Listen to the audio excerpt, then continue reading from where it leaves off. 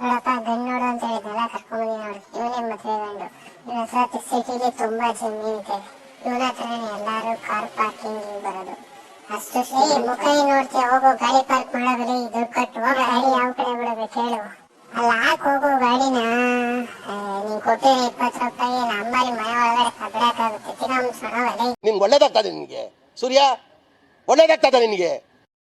Sir, ದೊಡ್ಡ ದೊಡ್ಡ ಕಾರಿಂದ ಹಿಡಿದು ದೊಡ್ಡ ದೊಡ್ಡ ಲಾರಿವರೆಗೂ ಪ್ರತಿಯೊಂದು ಇವನ ಹತ್ರ ಇದೆ ಸರ್. ಇವನ ಹತ್ರ ಇಲ್ಲೇ ಇರೋ ಕಾರೇ ಇಲ್ಲ ಸರ್.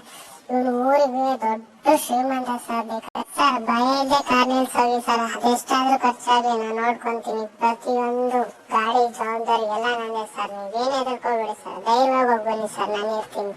ತಲೆ ಕೆಡಿಸ್ಕೋಬೇಡಿ. 20 ರೂಪಾಯಿ ಕೊಡಿ ಸರ್, ಸಾಕು.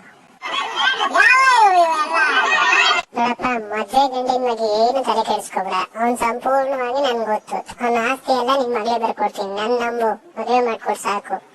ಒಂದು ದಿನ ಅಂತ ಹೇಳ್ಬಿಟ್ಟು 2 ದಿನ ನಿಲ್ಸಿದ್ಯಾ ಗಾಡಿನ. ನನ್ಗೆ ಅದೆಲ್ಲ ಗೊತ್ತಿಲ್ಲ. ಜಾಸ್ತಿ ದುಡ್ಡು ಕೊಡ್ಲೇಬೇಕು, ಇಲ್ಲಾಂದ್ರೆ ನಾವು ಗಾಡಿ ಬಿಟ್ಕೊಡಲ್ಲ. ನಿನ್ ಡಾಕ್ಯುಮೆಂಟ್ಸ್ ತಂದ್ರು ಗಾಡಿ ಬಿಟ್ಕೊಡಲ್ಲ.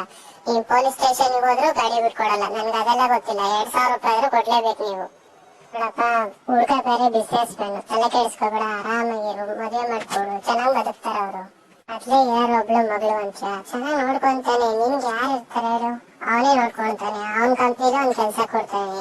ಆರಾಮಾಗಿರ್ಬೋದು ಜೊತೆಲಿ. ಮಗಳು ಕೂಡ ಕಣ್ಮುಂದೆ ಇರ್ತಾಳೆ. ನೋಡು, ಯೋಚನೆ ಮಾಡು.